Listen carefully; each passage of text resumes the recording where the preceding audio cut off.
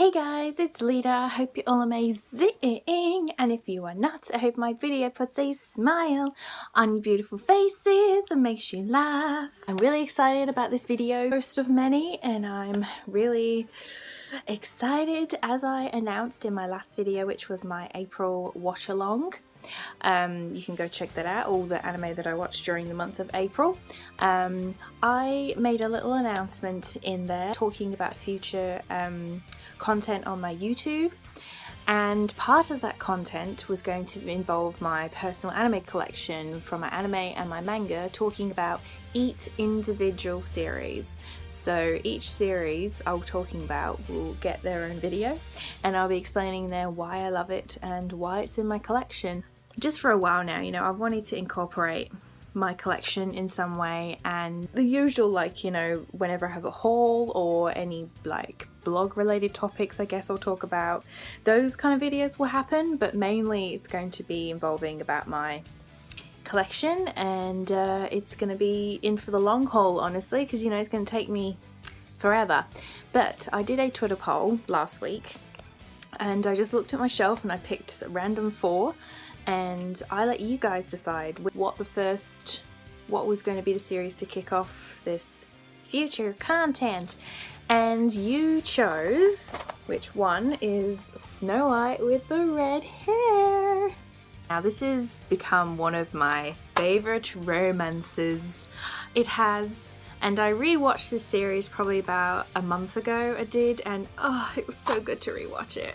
When you haven't watched something for a long time, you notice little things that you didn't notice before, because when I first watched this series, I watched it back in 2015, because that's when I really got into the seasonal side of anime, to be honest. And I feel like that's when seasonal anime started picking up. And if you've seen somewhere on my channel somewhere, I did like summer impressions of that time. At that time there was Gangster that was coming out. So there was Is It Wrong to Pick Up Girls in a Dungeon. It just feels so long ago, to be honest now, because as I said, that's when the seasonal game really picked up. And at that time, one of the most popular titles was Snow White with the Red Hair, or Akagami Shirayuki-hime. I'm just going to refer to it as Snow White with Red Hair, just to keep it simple. And this is 24 episodes long, and it is by Studio Bones. What a favourite from Studio Bones, to be honest. I've not seen a lot of series by Studio Bones, but this is probably one of their prettiest. Because, yeah, I'm not going to go into too much detail about the animation, but yeah, the animation is... it's got that fairy tale factor. It's like sleek, clean, bright, and it's just, you know, so pretty to look at, and it's got that magical feel that you're in a faraway kingdom. Oh, so yeah, animation is, you know, top drawer for Snow White with the red hair. And if you don't know what Snow White with the red hair is about, it's about our beautiful protagonist here, Shirayuki, who is a herbalist. She specializes in, you know, healing people with herbs, and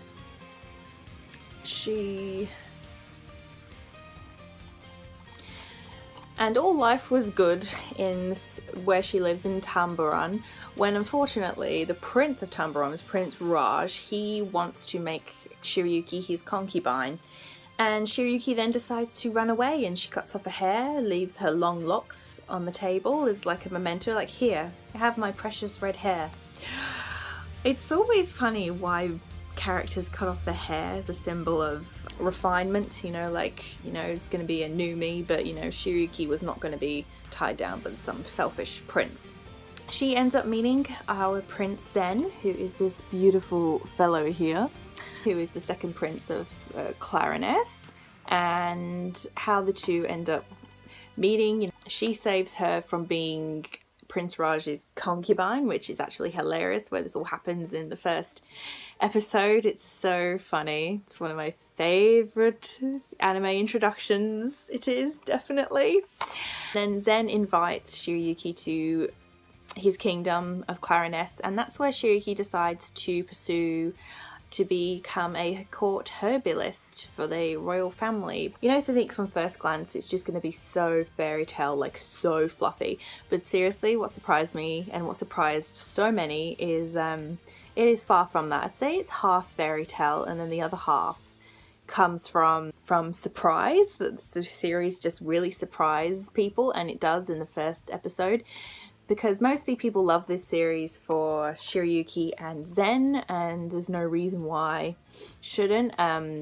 You know, Zen and Shirayuki are, for me, the whole heart of this series, because they're watching their relationship is it's like, for me, it's like life goals of what I, you know, look for in like love, or what I think about love and relationships and connection. And the way Shirayuki and Zen are together is so sounds cheesy to say, but it's really beautiful to watch how much admiration they have for each other. And I talked about this in a blog post, which I might link down below, talking about, you know, how I kind of envy them, and the way it showed in the meaning of like admiration. You know, you look up to someone, how you want to, you know, be better for them. You want to, you know, see what, you know, their goals, and you want to see them reach them. And I think there's this tender moment recollecting in season 1 of episode, I think it's 2 or 3, where they have this moment on the bridge where they're talking about a destination they want to get to, Shirayuki wants to get to, and they just both want to help one another, you know, better themselves, become better people. And that's the kind of admiration that Shirayuki and Zen really exemplify in their relationship, and it's what I love most about them. And I think the extra surprise with Shirayuki and Zen was strong-willed they both are, and how they've got such great chemistry. Like Zen, you know, comes on this gallant horse in the first episode, you know, thinks he's going to be this prissy, full of himself prince like Prince Raj, and of course he's not like that. He's very genuine and defiant, which I love. You know, he doesn't always listen to his older brother, who tries to become between Shirayuki and Zen. You know, can you know, hold up being a prince of Clariness,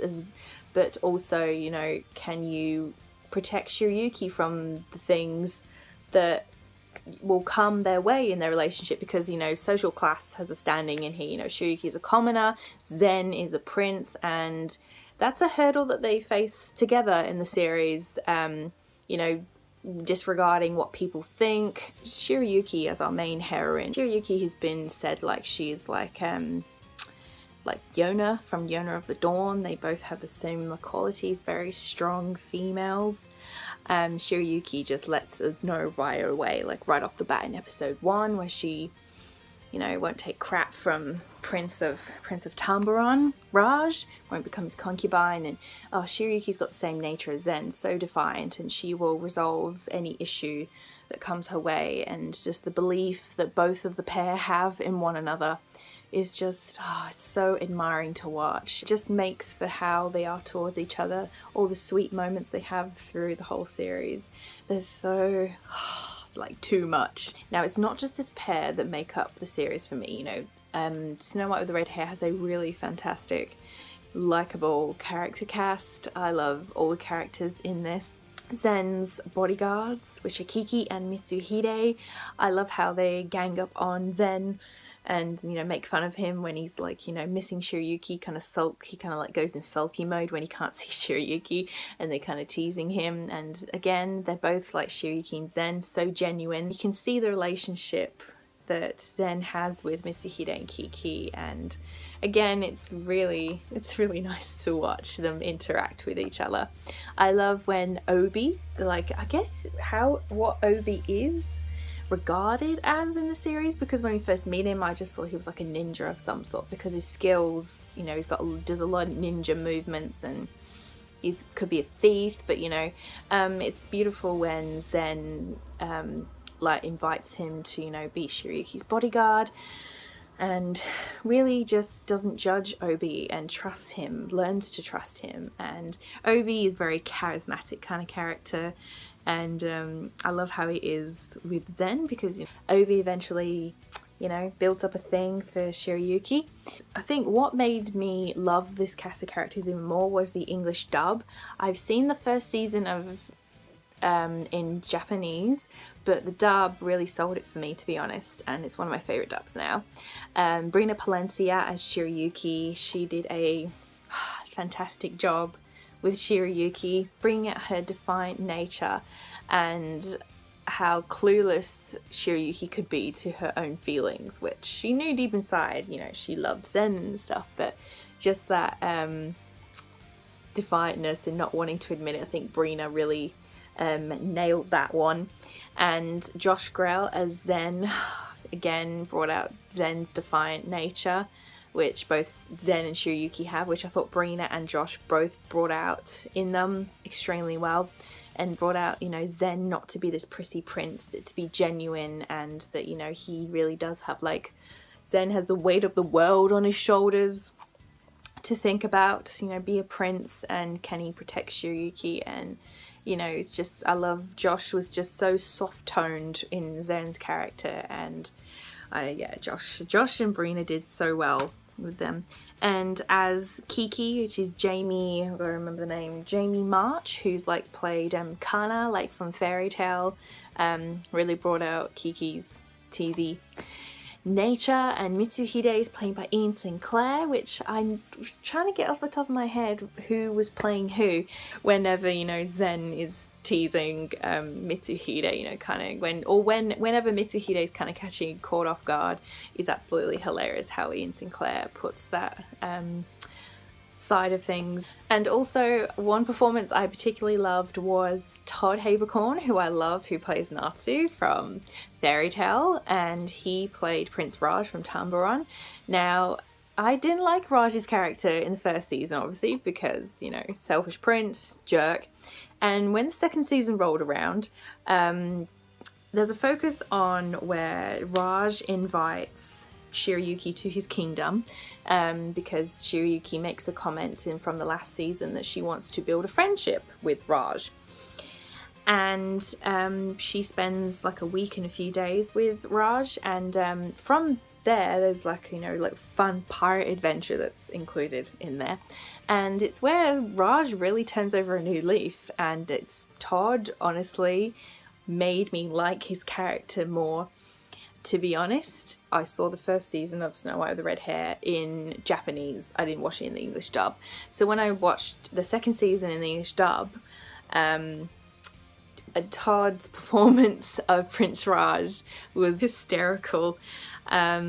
Of, you know, Raj trying to turn over a new leaf, you know, trying to impress Shirayuki. I just felt Todd nailed that awkwardness that Raj felt between them. It's so funny, and honestly it was hysterical during the pirate segment in the series. Raj really you know, stepped it up a notch, and I actually quite like Raj's character now. I do. Well, I loved actually the second season a lot more, to be honest. I loved the first season, but the second season you got to see a bit of Shirayuki's background. And whereas like in the first season you get to see Zen's background. And so honestly, Snow White with the Red Hair is such a, like, you know, fun kind of fairy tale, which is half fairy tale, half of surprises for me, to be honest. And, you know, romance factor is like A+ in here, like A+. When I rewatched it just a month ago, like last month or a month ago, I just thought to myself, this is a series I can come back to. It's going to fill me up with satisfaction every time, and it's exactly what I felt when I rewatched it. And there was no way in hell I was going to accept having this series on DVD. I needed to have Snow White with the Red Hair on Blu-ray. I mean, I'm trying to invest in a lot more Blu-ray now, I am, but yeah, the series had to be in Blu-ray, it did, and I'm so happy that now I have both. With what I've mentioned in this video, I've not spoiled anything too much for you guys, I haven't. But yes, if you want to watch this, it is on Crunchyroll, it is on Funimation, the dub is on Funimation, and also you can purchase this from Right Stuff. If you're in Australia, you can get it off Madman. Oh my god, you can get it off Amazon. I feel like I should say this at the end of my videos. I usually don't, to be honest, say where you can get anime from, but I'm gonna try and do that. But yes, you can buy it, you can watch, stream it free. And yes, I'm just so happy to have Snow White with the Red Hair. I hope you guys enjoyed me talking about why I love this series, why it's in my collection, why it is, because it's so satisfying. It's a satisfying anime that I know every time I rewatch, it's just gonna leave me feeling happy and wholesome. Let me know down below if you've seen Snow White the Red Hair. Why is it your favorite? Why do you love it? Do you want it in your collection? Let me know down below. And yeah, that concludes this video. I have no idea what is the next series I'm going to cover. Honestly, there is so much in my collection I need to rewatch. So these kind of videos are going to gradually come out, they are. But I will maybe tease on my Twitter, if you follow me on Twitter. I will tease maybe the next series I've planned or decided on, I will. So for now, as always, you can follow me on my blog, alitakinaanimecorner.com, and I realize my ending outro has totally changed. It's a mess now. And you can follow me on Twitter at Kino Reviews, where I am all the time. I will see you guys in the next video.